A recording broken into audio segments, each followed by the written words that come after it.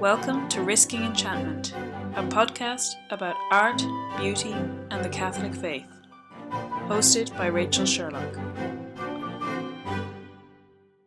Hello and welcome to Risking Enchantment. For this week's episode, you've got myself, Rachel Sherlock, and I am delighted to announce the triumphant return of Phoebe Watson. Hello! Now, Phoebe, you were missing for the podcast for so long that I was genuinely worried our listeners would think that we had had a falling out. I know, I was listening to it thinking, they're going to think I'm just gone. I think I referenced you being around in the episodes enough that people hopefully didn't worry too much.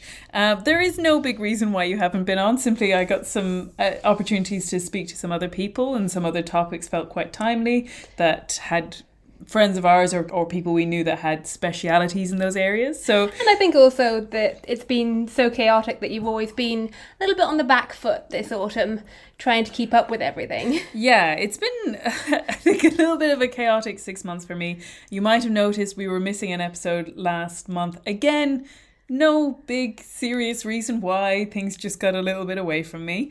But we have got our 2 episodes planned for December, so they should be coming to you. And this obviously is the first of them.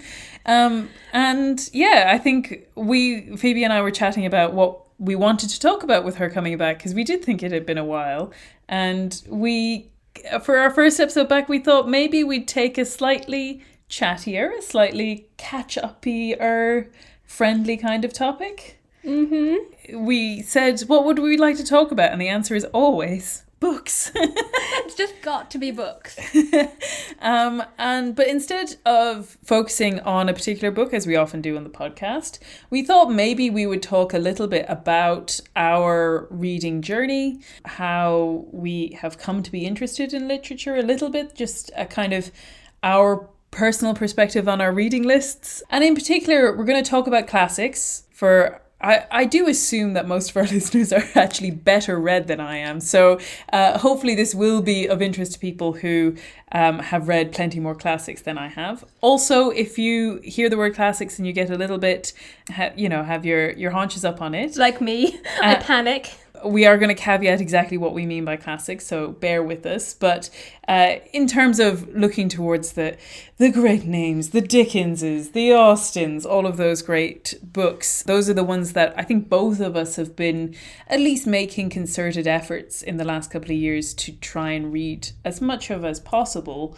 And so just talk about why we like them, why they kind of...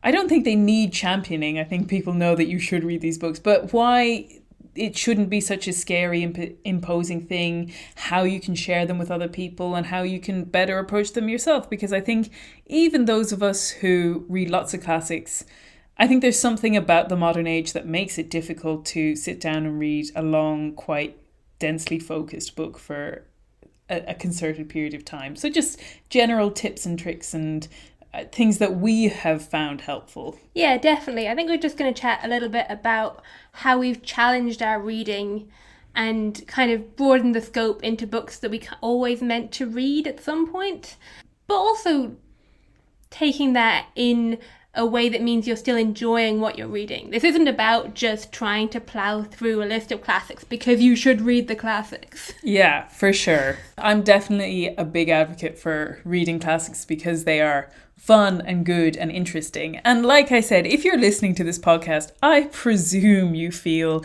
at least a bit along this line, given that is often what we're talking about in the case of like specific examples of classic novels that we've done episodes on. But yeah, I think the books we're going to be referencing, we're going to mainly try and keep them to books we've talked about on the podcast, because that way you should already know about them. Yeah, of course. We expect you to have listened to every single episode of Risking Enchantment. Or you can just go back and listen to them. But yeah, so I think to give a little bit of a background, because the first thing I want to acknowledge, and it's something we've slightly mentioned already, which is that I don't actually think that it's helpful for people to feel like reading classic novels is this big burden that maybe they're failing at, they haven't read any yet, or maybe they tried and it was too hard, or they just didn't get on with it. And I know I've had a couple of friends say that they think of me as someone who's very well read. I do not think of myself that way at all. And to be honest, I think I really wasn't. I mean, I think after the past couple of years, I'm a little bit better read, but I hadn't read a lot of the classics. And when I went to university, I met a lot of people who had read a lot more books than me, and I got that feeling of like, oh my gosh, I've missed out, or I've been sort of failing in some way. So as a kid, I always loved reading, but my mum was very much of the opinion that kids should be kids, and so she wasn't overly didactic about exactly what I should be reading. I think she would have checked it to see whether she was happy with the content, but I read a lot of kids stuff. I remember there was like a magic book called Mr. Magicus or Mr. Majenkas or something about a magic teacher. I think I read a lot of that. I read a lot of Enid Blyton, Roald Dahl, and I would reread a lot. I would just find a couple of books that I liked and reread them over and over again. And when I became a teenager, I actually read quite a bit of fantasy, but again, none of the fantasy that anybody knows, because my dad would just go to the library and pick up the most obscure, usually translated fiction fantasy novel and toss it my way when he came home and say, I think you'd like this. And quite often I did. And that was how I picked my books as a teenager. Yeah, I think someday we should both sit down and go through a list of the fantasy books we read as teenagers. Yeah. Because for two girls who both read fantasy, I think we might not find much overlap. I know. I really didn't read any of the books that anybody's even heard of. So, yeah. And then I somehow, despite all of that inauspicious beginning, went on and did an English degree. And I did obviously read a lot of kind of important seminal texts at that time. But I didn't read a lot around it. I think I've mentioned this on the podcast. I'm a relatively slow reader, mainly because I'm a very conscientious reader. I don't like to skim. I like to know that I've absorbed every word on the page, and I don't like to feel like I've skipped over anything, which I think we'll come to a little bit later. I think is actually helpful for reading classics because you kind of need to give them that level of attention on some level. But yeah, it would take me a long time to read our set texts, and so I didn't really read anything else. And I think, luckily, I took quite broad classes, so I covered a lot of genres. But like I said, I still felt a little bit like I was reading these texts sort of in a vacuum, like I didn't really get how they all connected or were part of this big tradition. And I was getting there, but it was definitely a slow start. And then after that, I ended up working once I finished university, I ended up working for a book website where my job was to recommend books, and I suddenly had to read a lot of books very quickly. And the website's gone now, although you can see the articles on my website, rachelsherlock.com, if anyone wants to read them. Some of them are hilarious. Yeah, and I'm very proud of a lot of them. But there was a big focus on modern translated fiction, and that's something I still feel really strongly about. I love looking at what's coming out around the world. I think it gives a lot of different perspectives. But the other big thing that we did a lot of, me and my colleagues, was advocating for classics and breaking it down why they should be accessible and why they're not something elitist and why they should be fun to read. And that job is now over. Like I said, the website is gone. But that was a huge part of bringing me into doing Risking Enchantment and why I wanted to keep that up in some way. And definitely the podcast has been my main motivation for reading for the past couple of years. Almost any time you see an episode about a particular book, I've inevitably only just read that book within the last, 2-3 months before recording the podcast. So if you ever think, wow, she's been reading all of these books for so many times, just imagine me like just crossing the finish line. Okay, I read it in time to record the podcast. Unless you had to read it and then make me read it. Yeah. Which has happened. It has happened occasionally. But yeah, so it's like I was saying, it's kind of only been in the last couple of years that I really feel like I've sat down with like a concerted effort to say, oh, there are important works of fiction. And actually, that's another thing I want to point out as we're going on. We could also be talking about nonfiction, memoir, travel writing, nature writing, poetry even. We probably won't touch on any of those. But for this, we're kind of talking about fiction. And that's really where our interests are mainly based. But yeah, that like the last couple of years has been really an interesting experience for me, really diving into classics at this age. Yeah. Whereas I think I'm coming from more of like a layman's perspective in that I don't have an English degree. And I probably don't even have an awareness of some of the texts that you're talking about as seminal or like key ones and how they fit together. Like, that's above my head. I don't know where you're going there. But I just read a lot as a child, teenager, in college, and widely in some ways. In some ways, a lot of fantasy, a lot of just whatever was in the library, and following trains of books that I liked. And then being willing to go, oh, well, I liked that book on China, so I'll try this book on China, or something along those lines, to like follow that train down. Yeah. And also, I would have read Austen. I think by the time... No, it was just after I met you that I got really into Jane Austen. But she would have been quite a big part of like my knowledge of classics, and in terms of being able to see them as accessible books. On the other hand, there's also been books that I've tried to read and failed. Classic examples of that would be Great Expectations by Charles Dickens, Wuthering Heights, or my first attempt at Dracula, all of which I got maybe a quarter of the way into and just went like, I don't know what I'm doing. I'm stopping. I'm done. Yeah.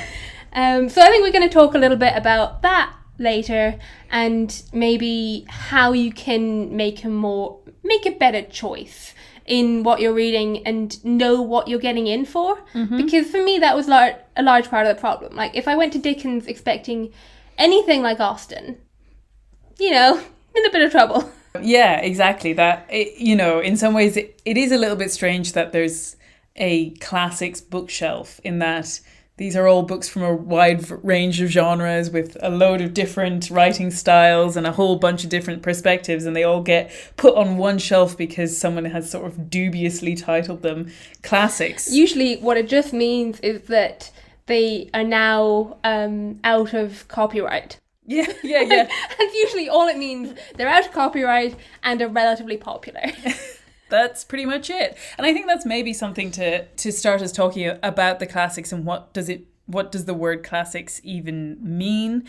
And like I said, I think we've touched on this a little bit already, so I don't think we need to totally dive into it yet. But just again, to reiterate that our interest in the classics is so far from being about snobbery or elitism. Like, the idea that you would read books simply for the sort of ego of saying that you had read them, might be a little bit tempting for someone like me, but is a very, very bad motivation, and also does not actually lend yourself to being motivated to read, because unless you're actually enjoying the books, it's kind of a pointless task, surely. Yeah, definitely. I think C.S. Lewis has some great quotes on how important it is to also enjoy what you're reading. The one from Screwtape comes to mind, of trying to deter someone from the book he really likes to the best book. The most important book. Yeah, exactly. Yeah. And while I think there is still an element of that these books are important and they say something, and you can also enjoy them. Like, you're not going to understand what it's saying unless you're also enjoying it. Yeah. And I think I feel like we're ricocheting around a bunch of different topics, but we'll come to a little bit later about what it means to enjoy something that isn't very instantly entertaining, or doesn't have sort of like that modern sense of like having action after action after action, that like it may be something that you enjoy, but in a very different way to the way that you might enjoy watching a movie or reading some more kind of contemporary fiction that is very fast paced. And that like also, the other thing I really hate when I come across is when people sort of talk about, you mean you haven't read that? And that feels so ridiculous, in that your whole life is an opportunity to read books, and maybe you'll get to some and maybe you won't get to others, but it's like I really believe in reading them at the right time for you, and that it's never a bad time to read a classic. And maybe that maybe you didn't read it as a teenager, but that there's no reason not to read it when you're 30 or 60 or 80. That like all of these times are good times to read books. Yeah, like both of us read The Wind in the Willows last year. Yeah, we loved it. We've been working our way through a lot of classic children's fiction, which I'm sure if I had the right frame of mind to read it as a kid, I'm sure I would have adored. But I adore it now, so it's all fine. Exactly. And yeah, I think we also want to say that while we definitely count children's literature in the realm of classics in general, it's what we're specifically talking about here is going to be the ones that are a little bit harder and take that little bit more of a leap to get into. Yeah, and I think maybe that's a good starting point to talk about, like, what are the classics, or at the very least, what are we talking about when we say classics? Because I definitely think I come down on the side of being very loose with that term. I don't have a very strict... I mean, for some people, it only means Latin and Greek. And then we don't read Latin and Greek. You read the Iliad. I read the Iliad and another play by Euripides, Iphigenia at Aulis, for my English degree. But I'll correct it. I don't read Latin and Greek. Well, I certainly didn't read it in the original. Or like I was reading an article recently where someone was saying that I read classics, but I do also like 20th century authors. And I'm kind of like, well, the distance between Chesterton and Austen is the same as Chesterton and us. So at what point do we start adding to it? When do they become modern classics? When do modern classics start just being classics? Like, I guess I'm on the relatively, like, I don't have a very strict sense of like what is a classic. I do think there are core texts to the classics that I think most people would recognize, whether it's a Tolstoy or, like we said, a Dickens, or maybe the Brontes, that feel like they have permeated culture in such a wide way that they are fixtures, and in that way classics. But C.S. Lewis talks a little bit about reading old books, and I almost kind of prefer that kind of caption of just calling them old books and having done with it, and not being too pedantic about what constitutes a classic. Definitely. I think the other way to think about it is it's usually the books sitting on your bookshelf that are really pretty but you haven't read. Is that a good description? Yeah, it's not bad, Yeah. And I mean, I think the general description of it is being like kind of exemplary or noteworthy or featured on a great list of books. And then like it's also very tied up with this idea of the Western canon, of this like list of foundational Western texts. But it doesn't need to be. There can be classics from all over the world, and I would certainly be in favour of looking back over history and trying to find some of the lost classics from some more underrepresented people, or maybe it's women, or maybe it's people of colour, or maybe it's just people who didn't have the advantage of a publisher that stayed in print for that stayed in operation for all of this time. That like all of these things can mean that you lose out on great works of fiction. And I do think that those ones that we mentioned that have lasted and that have permeated, and that every generation has seen quite a few people from that generation read it, are classics in a different way, in that they have influenced the thinking and the understanding of culture for so many people. But like I said, I think there's plenty of room in whatever the word classics means. Yeah, I think that's a good place to just take a side note and say that for maybe not the next podcast, but probably the one after that, or maybe in a different format, we're going to try and respond to some of your comments. And particularly, I think, because this is quite a chatty podcast, this particular episode, if you have any suggestions of modern classics that we should read, ones that come from translated fiction that aren't necessarily counted among the canon, if you want to chime in on anything we say that you disagree with, or that you agree with and that you like and want to expand on, I think we'll kind of go over those and try and come back in some format with that. It's an idea that comes from a podcast that I love called Jimmy Akin's Mysterious World, where they'll take the comments from a previous episode and expand on it. So I think we're going to try and do something similar. Yeah, just I guess opening it up to see, especially like you said, this feels like one where I'm sure, like we said, our listeners may be much better read than us, and I expect that they are. So I'm sure we could do with their input. Exactly. I want to read out here. There is a book by Italo Calvino from the 1980s. Which is called Why Read the Classics, which is a very fortunate title. The opening chapter, or maybe it's the introduction, is just this essay, Why Read the Classics, and then the following chapters are kind of a look at different texts throughout history. But he has some really kind of helpful steps and points that kind of point us towards what a classic is, and I found them really useful. There are 14. I'll see how many of them I get through here, because it's quite a lot. But he says, to read a great book for the first time in one's maturity is an extraordinary pleasure, different from, though one cannot say greater or lesser than, the pleasure of having read it in one's youth.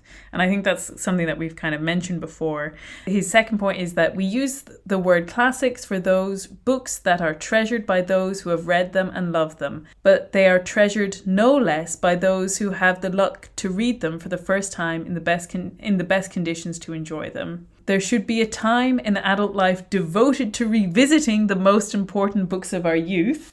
And I think that one. Yeah. And then he says, every reading of a classic is as much a voyage of discovery as the first reading. And I think that's something that really does stand to the testament of classics, that I think you can reread any book that you enjoy, but there's something about classics that gives you fresh insight, fresh understanding. There's more to know, there's more to understand with each reading. Almost that when it's sitting on your shelf, it's sitting there waiting for you to come back to it because it hasn't finished what it wants to say. That's literally point 6. That's great. A classic is a book that has never finished saying what it has to say. You can tell I did actually read the notes beforehand.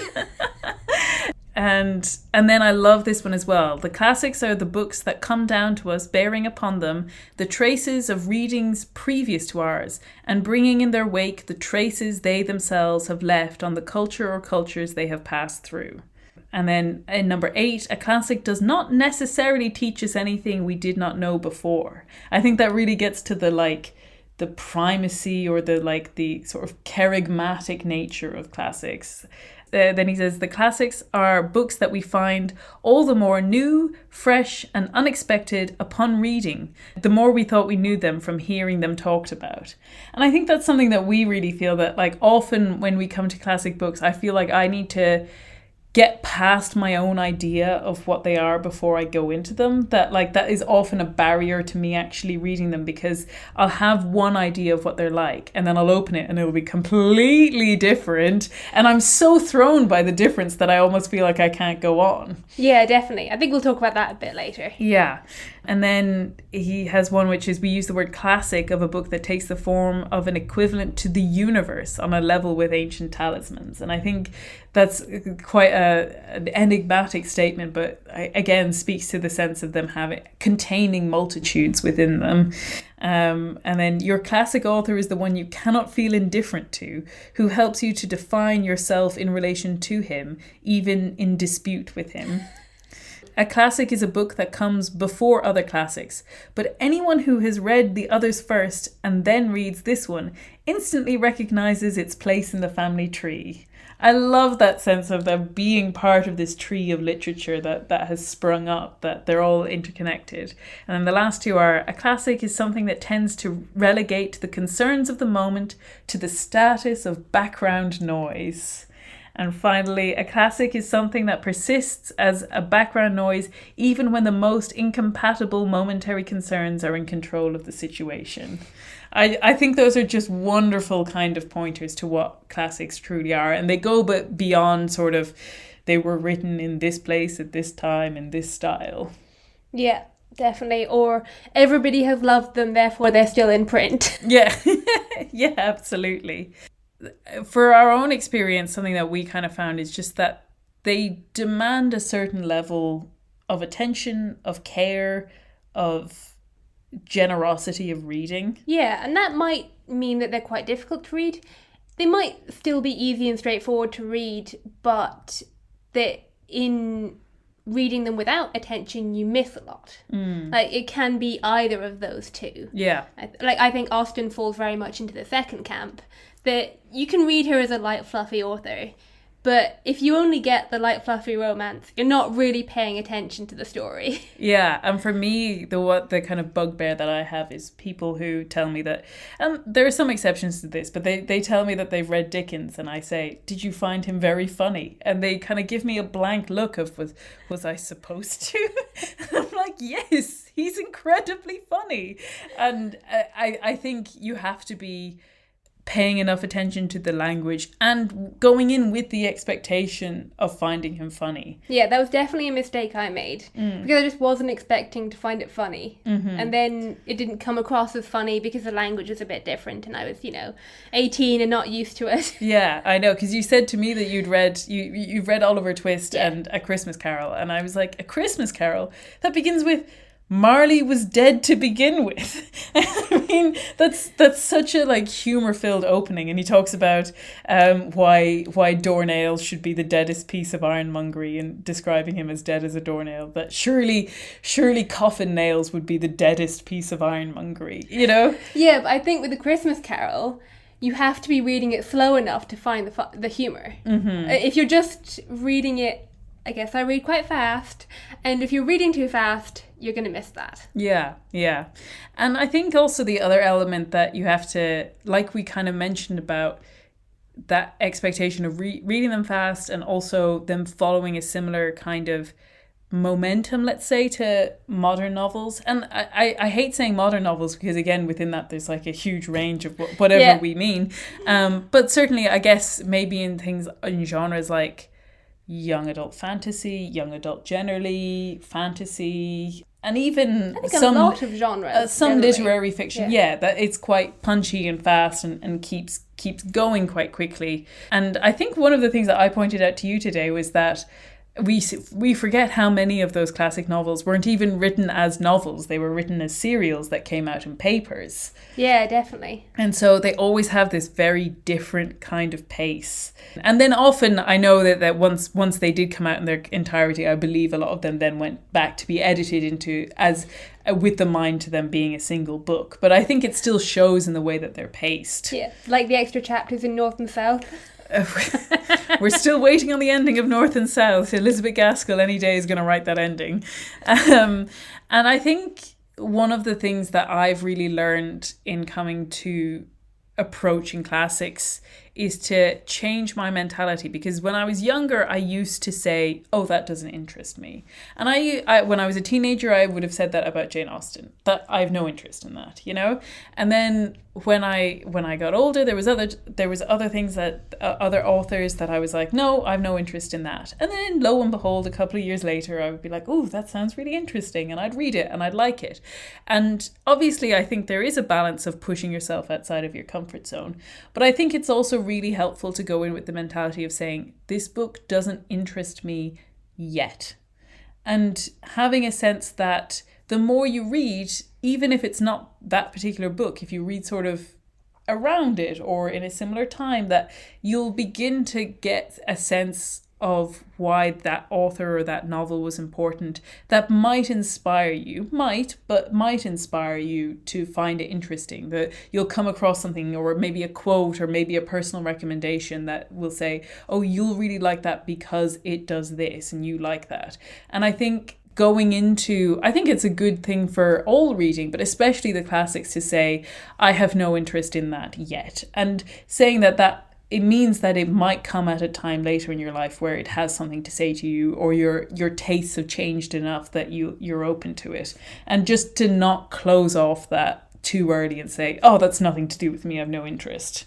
Yeah, and I think there's a level of kind of following your nose with that your line of reading might take you towards it. And then also to try and build up enough knowledge, the knowledge I just said I don't have, of the kinds of books that you would like in that area, which allows you to then go and realize when it is the right time to read them. Yeah, absolutely. Yeah, and that reminds me of actually a book that both of us read this year. And if you ever want the speediest read in the entire world after all of these quite intense reads, I would very much recommend the book 84 Charing Cross Road. Even you read it fast. Even I honestly could have read it in a sitting. And I believe we mentioned it before, but if you don't know, it's not fiction. It's based on real letters between a writer, Helene Hanff, in New York, and the letters that she sent to a particular bookshop in London asking for different books. And then she writes a kind of memoir then later, which technically has a different name. It's called The Duchess of Bloomsbury, but I've only ever seen them packaged in the same book these days. So all you need to worry about is 84 Charing Cross Road. But she kind of reflects on her reading and her reading experience, and she's so much fun. It's a really fun book, but I think this is just indicative of like how to be open to reading, and I wouldn't necessarily recommend this approach, but I think it'll give some pointers. It's quite fun. She says she was visiting England, and she says there's one suite of freshman's room at Trinity College which John Donne, John Henry Newman and Arthur Quiller Couch all lived in various long gone eras. Whatever I know about writing English, those three men taught me, and before I die, I want to stand in their freshman's room and call their names blessed. Q, which is Quiller Couch, was all by himself my college education. I went down to the public library one day when I was 17 looking for books on the art of writing, and found 5 books of lectures which Q had delivered to his students of writing at Cambridge. Just what I need, I congratulated myself. I hurried home with the first volume and started reading, and got to page 3 and hit a snag. Q was lecturing to the young men educated at Eton and Harrow. He therefore assumed that his students, including me, had read Paradise Lost as a matter of course, and would understand his analysis of the invocation to light in Book 9. So I said, wait here, and went down to the library and got Paradise Lost, and took it home and started reading it, and got to page 3, when I hit a snag. Milton assumed that I'd read the Christian version of Isaiah and the New Testament, and had learned all about Lucifer and the war in heaven, and since I'd been reared in Judaism, I hadn't. So I said, wait here, and borrowed a Christian Bible and read about Lucifer and so forth, and then went back to Milton and read Paradise Lost, and finally got back to Q, page 3. On page 4 or 5, I discovered that the point of the sentence at the top of the page was in Latin, and the long quotation at the bottom of the page was in Greek. So I advertised in the Saturday Review for somebody to teach me Latin and Greek, and went back to Q meanwhile, and discovered he assumed I not only knew all the plays of Shakespeare and Boswell's Johnson, but also the second book of Esdras, which is not in the Old Testament and not in the New Testament. It's in the Apocrypha, which is a set of books nobody had ever taught to tell me existed. So, with one thing and another, and an average of 3 wait heres a week, it took me 11 years to get through Q's 5 books of lectures. She's so good. Now, I don't think maybe that should be your approach to reading classics, but I do think there is something in there about allowing the things that you don't know about to just to kind of note them and maybe look into them, or let it expand your areas of interest. I was going to pull out a C.S. Lewis quote, which is kind of similar to what we were talking about as well. And he is someone who read very widely. He's a quote about, if you want to be widely read, you should be able to enjoy a book in the sixpence section of the secondhand bookshop, rather than just the books in your study. I think we're talking about actually making sure you've read the books in your study. But this is one where he says, I don't feel qualified to contribute to a master list of writings. And then goes on to say, in response to somebody who's asked him for this list, I would rather see young men beginning from where they are and being led on from one thing to another, e.g. that Milton should lead them to either Virgil or Homer, and therefore into a really serious study of Latin and Greek, or to Dante, and therefore to a whole course of medieval and Italian studies. That, after all, is how every educated person's development has actually come about. And I think that's kind of a bit more extreme than what we're talking about here.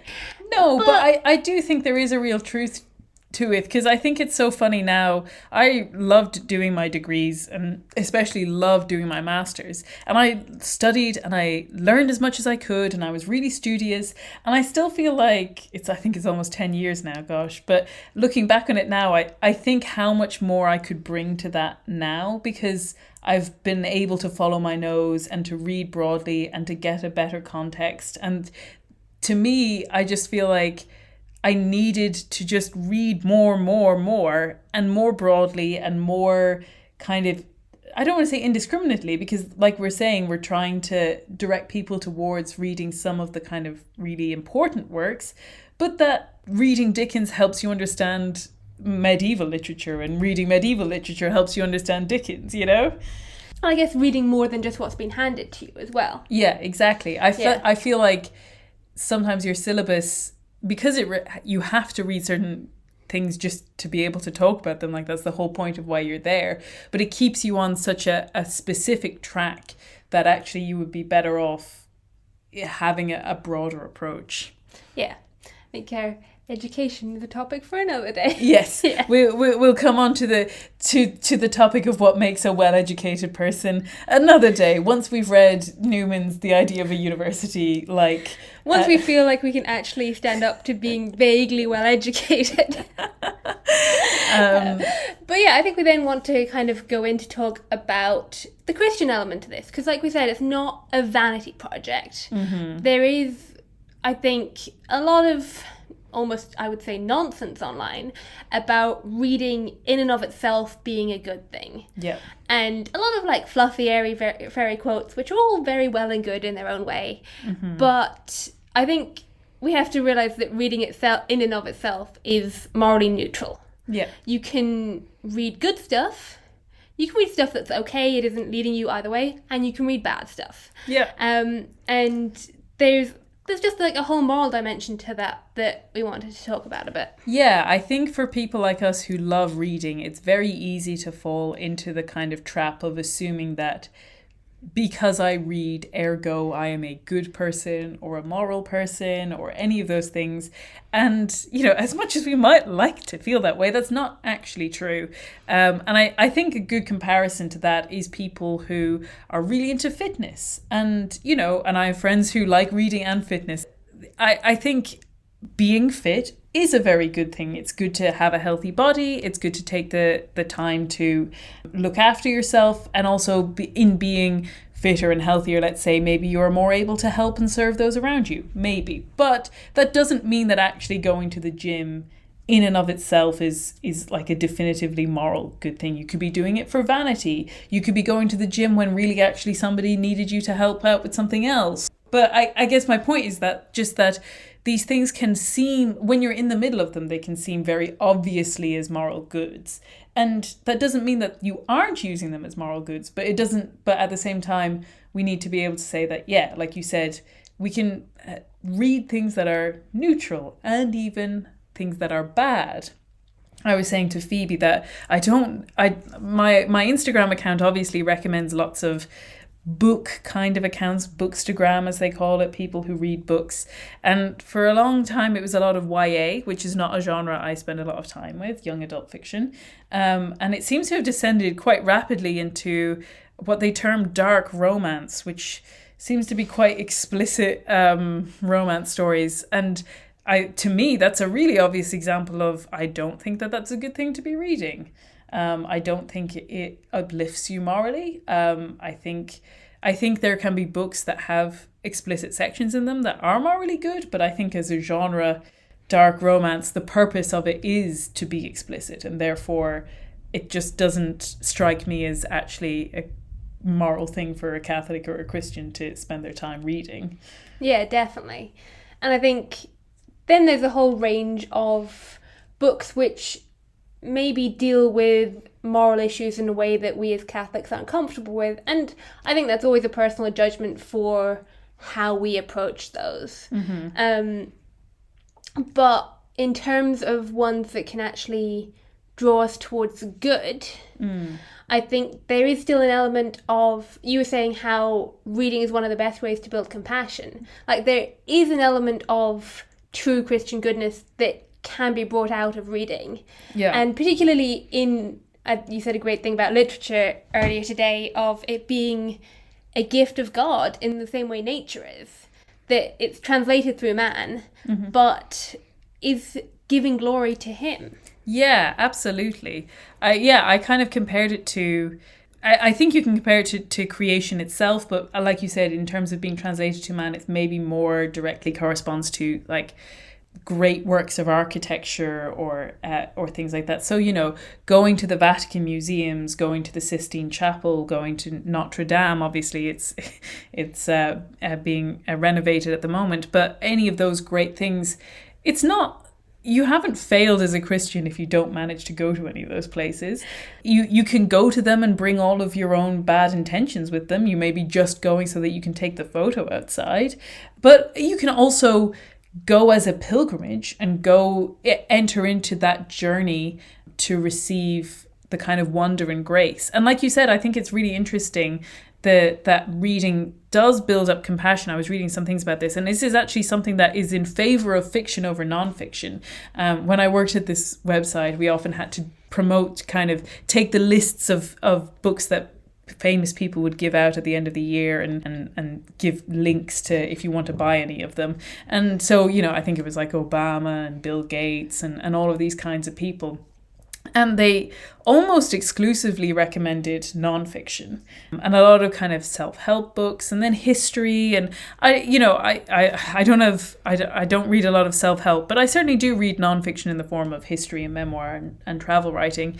But I think it is interesting that fiction has this advantage over at least things like self-help in that it's almost like, I read one article which was saying it's like a flight simulator for how to react in a situation morally or react socially, or how to pick up on social cues and how to interact with people, and gives you the experience of maybe messing up. Or, you know, I think anyone who's read Jane Austen knows the excruciating pain of going through some of the awkward social interactions in those stories. I've just reread Northanger Abbey, and anyone who's read it knows there's a scene in which someone tricks her into failing to meet an appointment, and it's so excruciatingly embarrassing. You couldn't stop complaining about it. It was awful. These books actually do offer us the opportunity to enter into the human condition, to enter into the complexity of human emotion, and to enter into the history of the world, especially when we're looking at books that are written from before, that they are part of the history of the world. Yeah, there's a great C.S. Lewis quote for that. He has quite a few good quotes of this. One I particularly like was that every age has its own outlook. It is especially good at seeing certain truths and especially liable to make certain mistakes. We all, therefore, need books that will correct the characteristic mistakes of our own period, and that means old books. That's from his essay on reading old books. I think it's in the preface to a book on like reading Athanasius or something like that. But you can find it online. It's just that essay. Yeah, you can just Google on the reading of old books. Yeah. So there is an element which says that what we as Catholics and Christians can bring to our reading life is an attempt to enter into these works that most clearly universally speak to the human condition.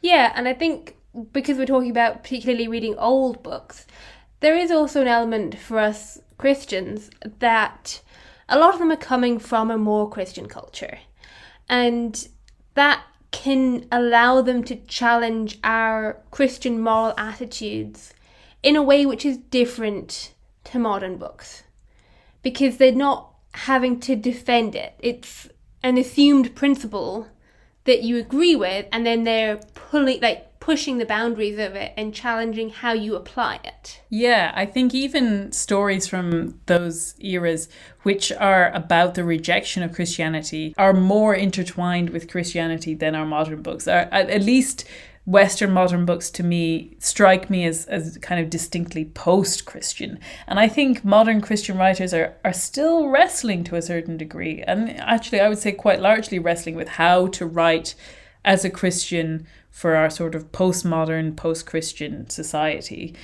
So if you know any great ones that are out there, let us know. Yeah, I think that's worth saying is that as much as we're advocating for classics, I think certainly I would consider a failing of my own my own reading is a failure to me read modern fiction. And even when I do read modern fiction, a lot of it can be modern historical fiction, or maybe it's fantasy. And I'm not saying that that can't speak to the modern world either, but that like there is a certain sense of like the kind of escapism from the modern world, even within the modern fiction that I do read. Yeah, because I read probably more modern fiction than you do, but it's almost all not set in this modern world. Yeah, and I think that is interesting that I think both of us do struggle to find books that we find interesting. And I think, again, to try and approach it with that, it doesn't interest me yet. And I still work in publishing, and so I do keep quite a keen eye on what is happening in modern fiction.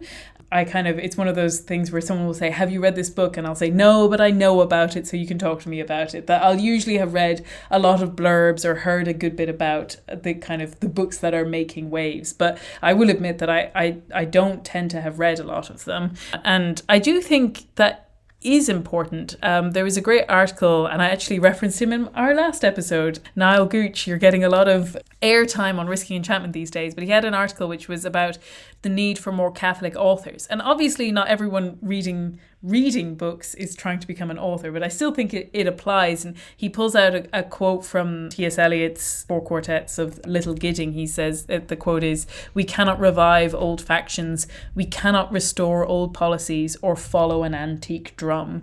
And he goes on to say, "There is a danger in relying on the old classics rather than seeking to create new works that address the unique dilemmas of our modern world. And we cannot afford to neglect new media, including TV, music, film, and internet content, as the mainstream culture becomes ever more corrupting."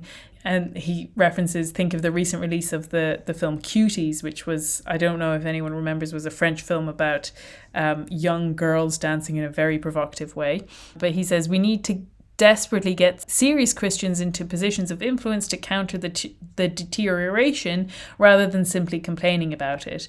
And then he makes the great point, which is that in 1999, St. John Paul the Great, who was himself a playwright and a poet, issued his letter to artists calling on Catholics working in creative fields to rediscover the depth of the spiritual and the religious dimension, which has been typical of art in its noblest form in every age.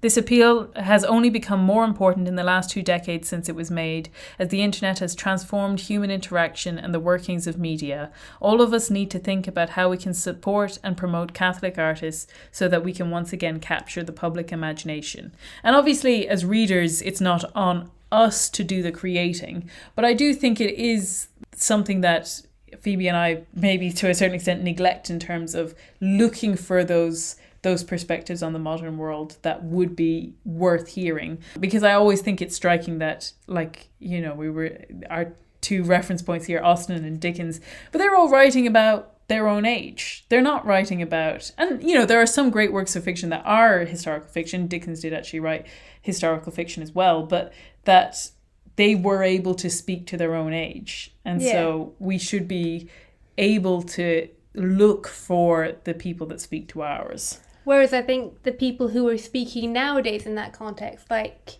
Eleanor Berg Nicholson, are looking back at a different era because it's so much harder. I think we find it so much harder to speak into this era. Yeah, I think it is a very difficult balancing act to try and speak a Christian perspective into the modern era that isn't didactic, that isn't overbearing. Because the ones I've read have been very didactic. Very obvious, very and then all the homeschool kids saved the day.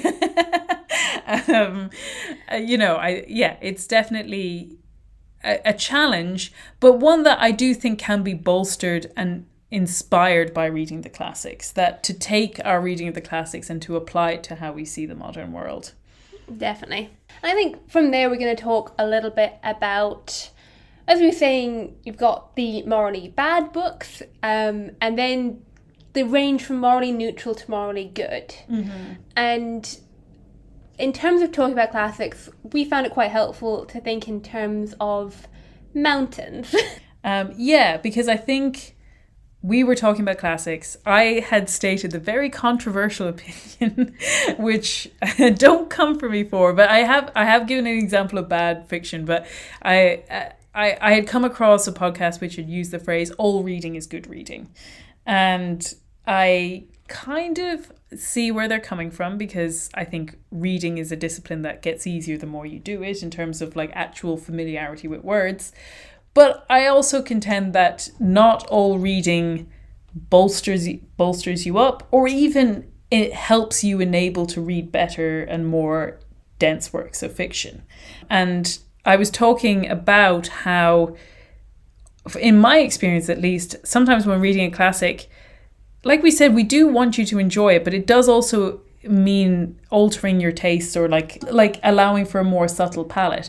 And so the experience of reading a very in-depth classic novel can be harder and can be less entertaining, but that when you finish it, you get this like triumph that is unparalleled to anything else. That like, it's not just that I've done this great thing, but that I've gotten so much out of it. It all comes together. I feel like I've experienced this amazing story.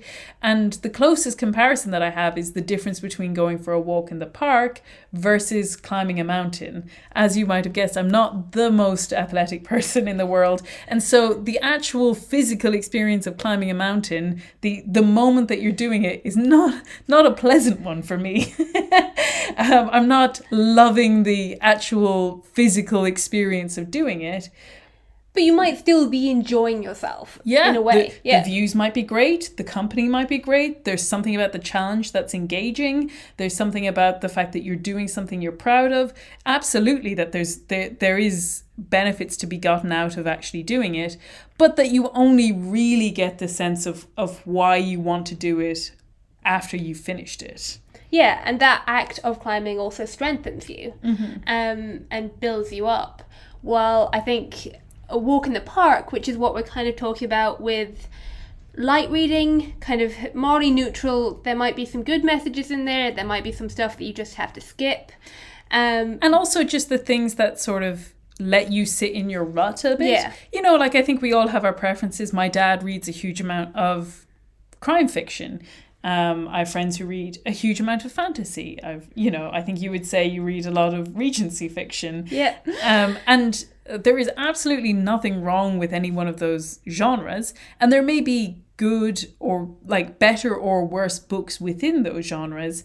But that if you kind of allow yourself to do that lap of the park over and over again, that it doesn't necessarily expand you and strengthen you enough to take on bigger things like some of the classics. Yeah, and in particular, it, I think, relies also on your approach to those.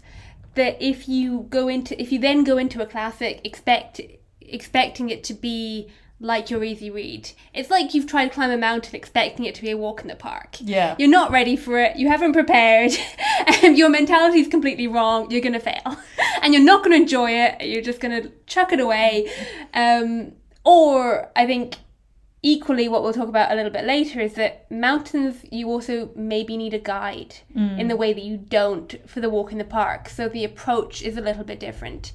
And then we think that within that range, there's also a level of reading which helps you build up to the bigger mountains. Kind of like foothills. Yeah. You still get a good view, you still get a bit of a good sense of accomplishment, but it's not as difficult. So I think we're kind of framing it within that context. Yeah, and I think for me, the foothills that we're kind of talking about, at least in my experience, and I think there can be a big range of these, but maybe they're like we said, like the classic children's fiction, which has maybe like a slightly older tone or like a slightly different storytelling style. Maybe it's a shorter classic. I once wrote a very, very tongue-in-cheek article, which you can still find on my website, which was called How to get as well read as possible as quickly as possible.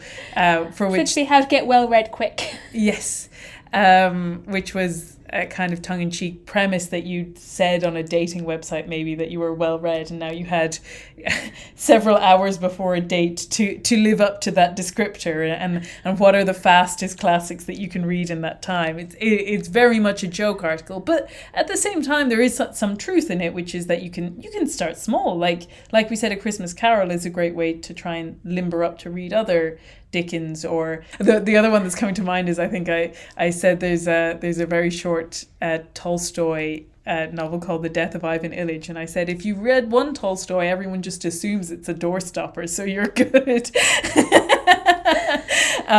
But yeah, or for me, I think I said maybe already, like sort of classic adjacents, like maybe they're not the classics, but maybe they're a bridge between the two. Maybe they're slightly more literate or literary. I remember I did an article on the Harlem Renaissance, which is a period of writing from Harlem and slightly wider to African-American authors of the 1920s into the 1930s. And I found that so fascinating. And maybe some of those should be considered classics. But there was one I read which was it was the first African-American detective story called The Conjurman Dies. And it did stretch me a little bit. It was a little bit different. It was a little bit unusual for me. And I loved it, you know? Yeah, definitely. Did you then go on to read any others? Or is that kind of building up your... No, I did. Well, I had to read quite a few for the article. Of course, yeah. And in that job, I sometimes had to read sections and not whole books, which was always devastating to me. I'm a completist. Like I said, I like to pay attention to every word. So the idea of reading only one story in a set of short stories is very upsetting to me. Tragic. But yeah, that like... to look for those ones that stretch you a little bit and help you to tackle the bigger stories and those mountains. And yeah. And then I think also like finding the right time and the right weather for that mountain, which is one of the things I found with, say, Dracula, that the first time I tried to read it, I didn't really know what I was getting in for, and I didn't really understand the difference in the storytelling, because it's not a complete narrative. So I got past the first bit of the straightforward diary narrative and got to this bunch of letters, and I was like, what is going on? And the second time when we were listening to as an audiobook, which we'll talk about as well, it took you having to say, no, this is important, this is a key part of the plot. This is how the book is going to go from now on. Yeah. You just have to bear with this and piece it together again. And knowing that, and then being able to work my way through it, but also expecting something slightly different to what I'd expected before. Yeah. Yeah, I definitely found that when I read Frankenstein, which... I mean, all I had ever known about Frankenstein was just the image of the sort of Boris Karloff green Frankenstein. And the book is so not anything like that at all. I totally agree that it sometimes takes getting like a key into it, or like a personal recommendation, or finding the right entry point into it. Yeah, and I think for me that personal recommendation also has to tell me why I should be interested in this book and why I'll enjoy it. Yeah. Like, you telling me to read Jane Eyre wasn't enough. Sorry. Amazingly. I mean, it put it on my to-read list, but it didn't, like, kick me into reading it straight away. Whereas another friend of ours, Niamh, saying that, oh, but that's like North and South in its own way. Mm. And I was like... oh, wait, that means it's a totally different type of book to the type of book I expected. I'm totally in the mood for that right now. Off I go. Yeah. One of the tips that I kind of recommend, and I suppose our podcast could be an example of this, is finding avenues of listening to people or reading people discuss books and talk about books. Because, like I said, there is something about hearing someone talk about it or reading about it that... is different to just being told this is on a list of great books and you should read it. Where I tend to love reading for recommendations is there's a journal called Slightly Foxed. They also have a podcast, so if you don't want to buy the journal, you can listen to the podcast for free, and they talk about books there. But they produce a beautiful quarterly, which is just a set of articles every issue of people writing about books, and their kind of key area is about kind of, it says it introduces its readers to books that are no longer new and fashionable but have a lasting appeal, good-humoured, unpretentious, and a bit eccentric. It's more like a well-read friend than a literary magazine. And I certainly feel that. There are all kinds of oddball books that get recommended. There's one that I've actually just bought for a friend for Christmas called Cheddar Gorge, which is a series of essays about British cheeses.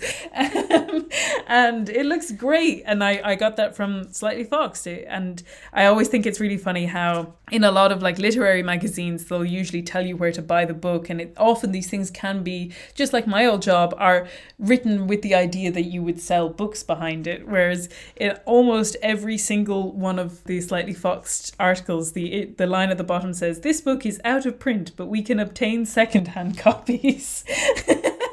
They're almost always out of print. But yeah, that like finding those articles that give you that kind of personal recommendation or that key into why you might find it interesting or a personal experience of reading it, yeah, really helps you along the way. And I also hope like things like our discussions, like if you have always wanted to read Dracula, that like maybe listening to our podcast, and there's loads of podcasts that talk about books and also talk about books from specifically Catholic point of view or Christian point of view, that give you that motivation. And I think that maybe comes into something we're going to talk about a little bit, which is that how classics, I think not in every case, but in a lot of cases are sort of unspoilable in the sense of that you can either listen to someone talk about them, including the plot, or you can watch an adaptation, or I've gone to several plays that are versions of classic books that have not, as far as I can understand, detracted from me enjoying them and actually maybe provided the impetus for me to go and actually read them.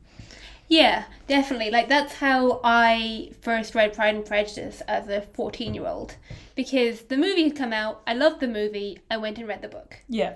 And that was the exact sequence of events. Mm-hmm. And I would never have picked it up otherwise. I wouldn't have been able to get past the first page, probably. Yeah. But there's something about knowing where the story is going, knowing the type of story it is, and what you're getting in for that can really help. The caveat I'll put on that, which also comes from me recently reading Jane Eyre, is that I also saw a dreadful adaptation of Jane Eyre as a teenager, and it did not make me want to read Jane Eyre. So if you see a bad adaptation of something, blame the adaptation, not the book, and try and find a better one. Yeah, unfortunately, there's not like a cut and dry list of like, what are the good adaptations and what are the bad ones and which ones should you watch an adaptation of. But I think maybe for me where it comes in is that if you don't think that you would find the motivation to read this without having seen an adaptation or, you know, been given a version of the plot beforehand. Because I think that that's totally true, that there's plenty of books that I just would never have gotten up the interest in if I hadn't gone and watched a film of them. Or, you know, like I said, there was a couple of plays that I went to that, like, if that is your starting point, that's a very good starting point, and roll with it. And then sometimes it's another thing, like I remember I still haven't seen that recent adaptation of David Copperfield that came out, but I saw the trailer for it and really liked it, but I'd been meaning to read a Dickens for ages, and I was like, no, this is it. I'm going to read this book before I watch the adaptation. And because I knew it was such a long book, I was like, there's no way they've gotten all of the plot into this. And I've since read David Copperfield, and I have since described it as a book that is 110% plot. So I know for certain they can't have gotten everything into the film, although I have heard very favourable things about the film. But at the same time, I found when I was reading it that I needed to go to Wikipedia where they had a list of the characters. And I tried not to get any spoilers for myself, but occasionally I had to be like, wait, who is this person again? And I'd go back and check and I'm like, oh, they lived in the house by the sea and blah, blah, blah. So, okay, I know who that person is. That like taking those little prompts and those helps where you can find them. And while you may spoil something of the plot for yourself, that doesn't automatically mean the book is ruined for you, because I do think that's where we come in with saying about classics are books that you can reread that are still telling you things. And like, obviously there are some books that have like a big twist or a big reveal that it would be wonderful to get them firsthand. But the flip side is often with classics, they're so embedded into the culture that it's unavoidable to hear about their twists and their reveals, even if you're trying not to spoil yourself, that like they're just part of the fabric of talking about literature. Yeah, and also that they are the kind of books that even if you watch a blow-by-blow perfect adaptation of them, like the BBC Pride and Prejudice. Or I would say the ITV Brideshead Revisited. Even if you read that, you have still missed something by not reading the book. Yeah. That there is something in the book and the way the story is told and the way the author tells it and the writing itself that is not only worth reading, but is often also the part which builds it up in a Christian sense more than anything else. Yeah. And often the thing, and like I know adaptations can have like narrations, but they're not reading the book out on film. That like often you find that the narrating commentary is often where you get a lot of the sort of moral insight into the book, that it's not just what's happening in the plot, it's how it's being told, the tone in which, and the little authorial asides that you get when you read the book. I mean, I'm currently listening to the audiobook, and I will say I listened to the audiobook of David Copperfield as well. So I think we'll move to audiobooks after this, but I'm listening to the audiobook of Nicholas Nickleby at the moment by Dickens, and his chapter headings are hysterical. And I have no idea how Dickens does this, because he essentially sums up what happens in every chapter in quite a long sentence at the start, and somehow that doesn't ruin the enjoyment of reading the chapter. There was one that I sent to a friend recently where the name of this chapter is Miss Nag, after doting on Kate Nickleby for 3 whole days, makes up her mind to hate her for evermore. The causes which led Miss Nag to form this resolution.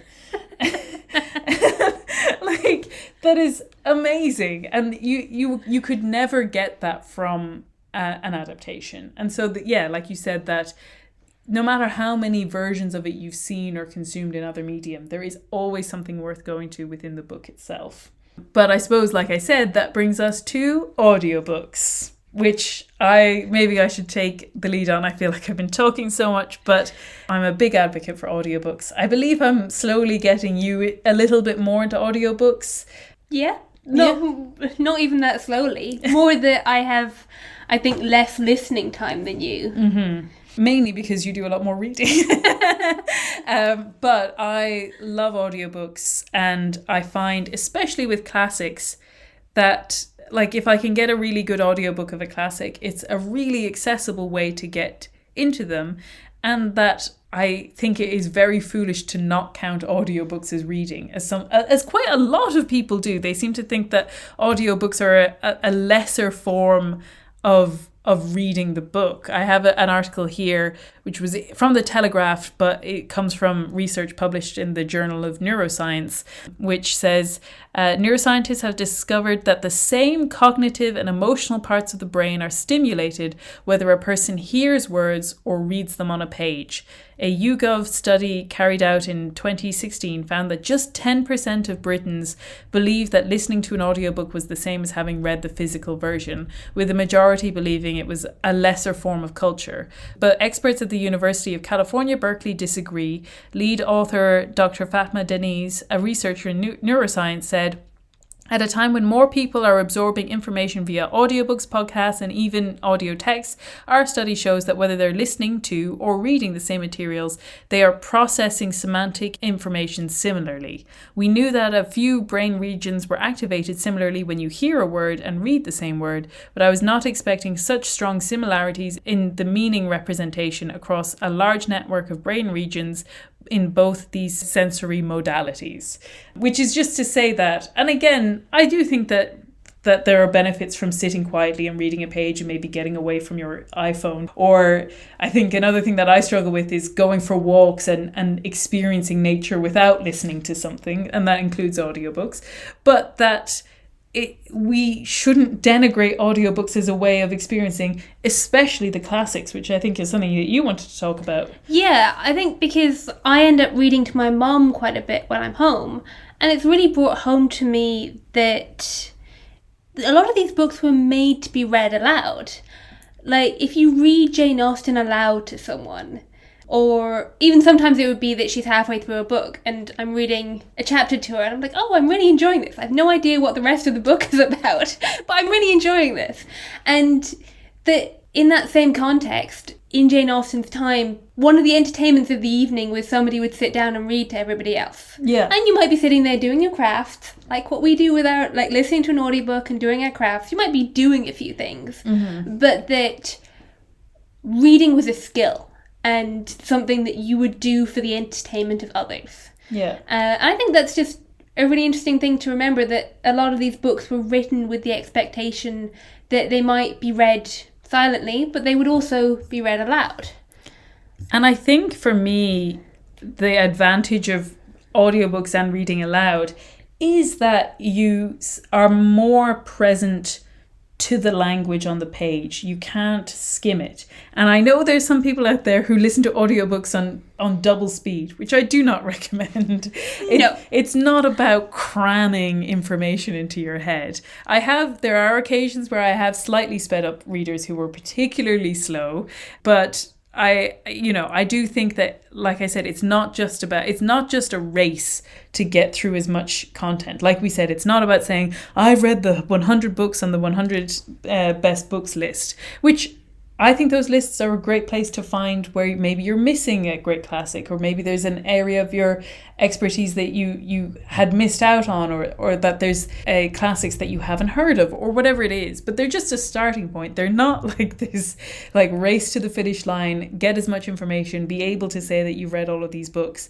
But that like we said, if you have to take it at the speed of reading them aloud, you catch those subtleties of language, you catch those clever plays on words, you catch the tones, and you catch the jokes. Like, I think that's definitely a big part of it, that you catch the funny bits. Yeah. And like I said, I'm such an advocate for, especially with classic authors who sometimes get like a dumb deal with. For me, another one was Brideshead Revisited with Evelyn Waugh, where a friend of mine had read it on my recommendation and loved it. And then we watched the first episode of the series together, and I was shrieking laughing at this one point in it. And she was like, oh, I didn't cop that you were supposed to find this funny. And I just couldn't believe that you wouldn't notice it to find it funny, that it was so funny to me.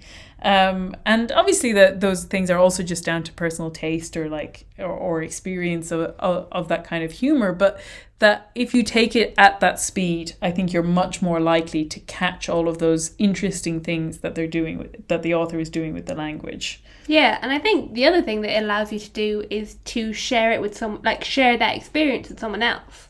Like when we were listening to The Woman in White, one of the characters is very annoying, but very funny in how he's annoying. Yeah. And because you were in hysterics, I was amused. If I'd been on my own, I would just be like, oh, I hate him. Yeah.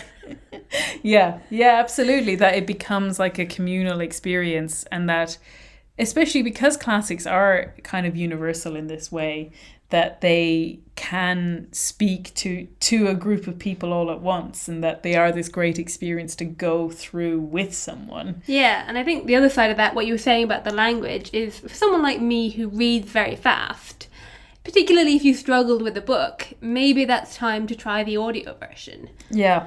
Because even, hearing somebody else's intonations of the sentence can help you understand it in a way that you reading it off the page doesn't. Massively, yeah. I really think that. Or the accents. Yeah, that's true. Yeah, it was north and south, wasn't it? Yeah, the accents sometimes when you realise that they would actually have sounded different. Or, because Elizabeth Gaskell in North and South has written out how the accent sounds a little bit. But if you don't know that accent, that's really hard to read. Yeah, absolutely. So hearing that done was great. Yeah. And then the other kind of, you say about reading quickly and that being maybe your foible when you're reading. I think for me, it is amazing how the modern world is just not conducive. Like I find that I feel like, I can't sit down and read for an hour. If I put my phone in the other room, it turns out that I can do that. Whereas because I read quickly, yeah. I can sit right down and read for 2 hours straight. Yeah. Just recognizing that sometimes it takes extra steps to keep you focused or keep you on track with what you're doing. Yeah, and particularly, like we were saying, with like the walk in the park compared to the mountain, that maybe these are the extra steps you need to take for the books that are a bit harder that you wouldn't always have to take. Like just because you can read one of your kind of usual fiction books, like straight through, doesn't necessarily mean that you'll find, like I found, that maybe you won't find it as easy and maybe you'll need a little bit of help. Yeah, and I think that's good because just to underscore again, I think we did say it, but that the books that we're equating to a walk in the park, we are not trying to denigrate those and say you should never read those. I personally take a very boring walk in the park every work day that I can, and I think it's very good for my constitution.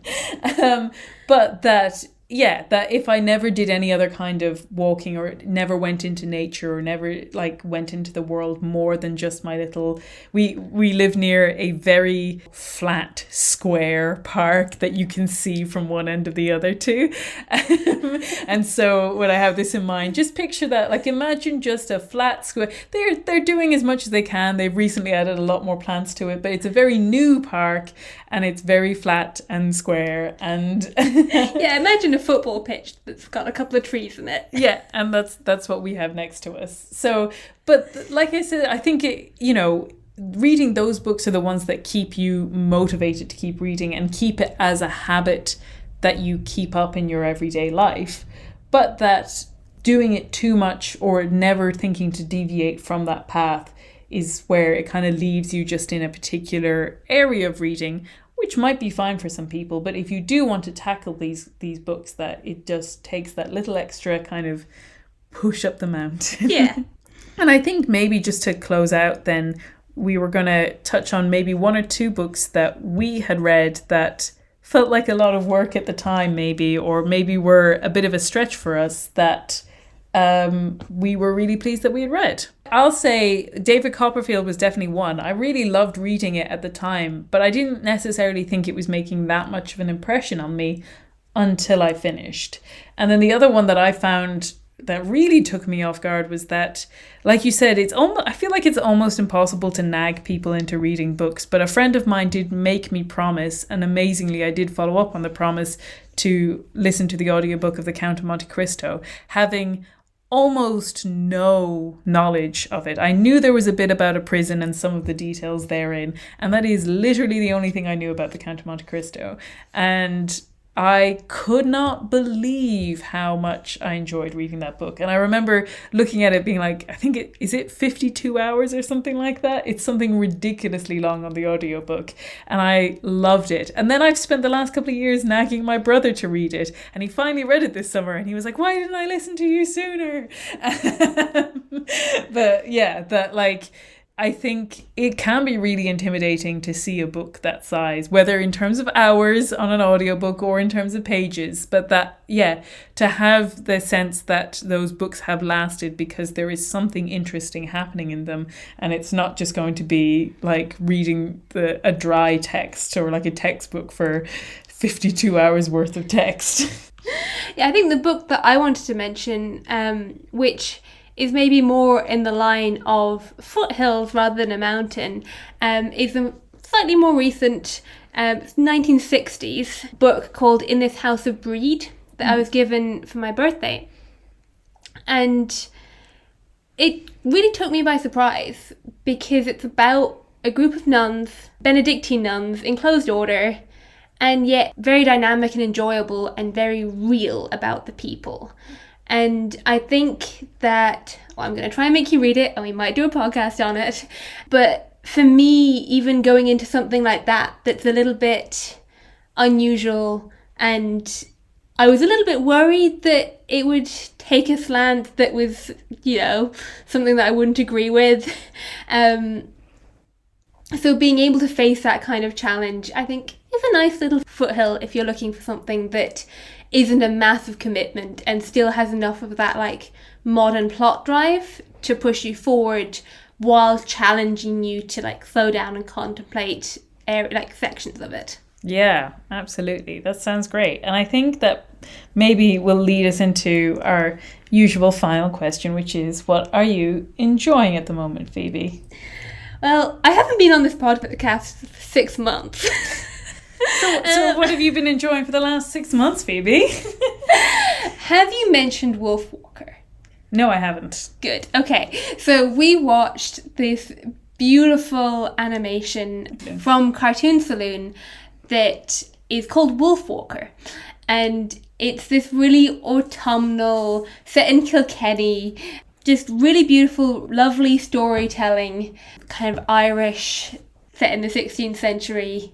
Yeah, it's just so... I don't want to talk about it too much to give it away, but it's about these people who turn into wolves, kind of. Yeah. And we have a Risking Enchantment podcast about Cartoon Saloon. It was before that particular film came out, but if you want to listen to that, me and Robin had a discussion about Cartoon Saloon. That was why I had to ask, because I knew you'd done one with Robin recently and I couldn't remember what you'd recommended at the end of that. Yeah, and I think for me, I think I've mentioned already Slightly Foxed. I'm really enjoying the journals that I subscribe to. So Slightly Foxed is one of them. The Lamp is another. Obviously Levin, which I talk about all the time and I'm involved with. And also on a less kind of literary note, Country Living magazine, which just has lovely articles about different industries in rural England and gardening and like plants and nature and all of those things, and crafts and recipes and all of the kind of good life things. So I am very much enjoying all of my magazine and journal subscriptions. And I think that's pretty much it. Like we said, do get in touch with us. This is definitely a topic that we'd love to hear from listeners about, to get their perspective on how they found reading and what they find interesting, whether they have particular recommendations. And like we said, especially if you kind of have modern books, I think there's lots to be said for modern books, but I do think that for myself, I'm definitely missing ones that are modern and about the modern age that I could do with kind of expanding a little bit. But yeah, it's one that we definitely want to hear from people, and to just thank you for bearing with us when we were missing an episode last month, and hope you're having a happy and a holy Advent. Our next episode will be more kind of Christmas centered, so we will get it out before Christmas. We will get it out before Christmas, and thank you very much, Phoebe, for joining me back on this podcast. Good to be back. It's been far too long, and we will look forward to chatting with you again very soon. Goodbye. Bye.